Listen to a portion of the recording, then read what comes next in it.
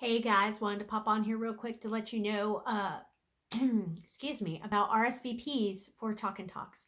So if you don't know what you want to make, you don't know what surface you want to bring, or if you want to use one of my surfaces, I still need you to RSVP. Now that doesn't mean checking the going on the event page. That means you are you're checking that ticket link. There is a ticket link on the Facebook event page. You need to click on that and at least do the $20 non-refundable RSVP. If you choose not to come, you don't get that $20 back. I'm sorry.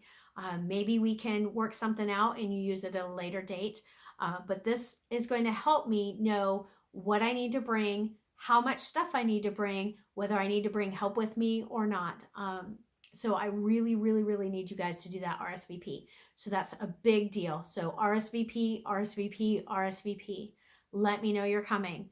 Just saying going doesn't mean you're coming. Until I have that cash in my hot little hands, you're not coming. So RSVP, so I know that you're coming and I know what to prepare for. That's your first step in coming to a Chalk and Talk. All right, thanks guys.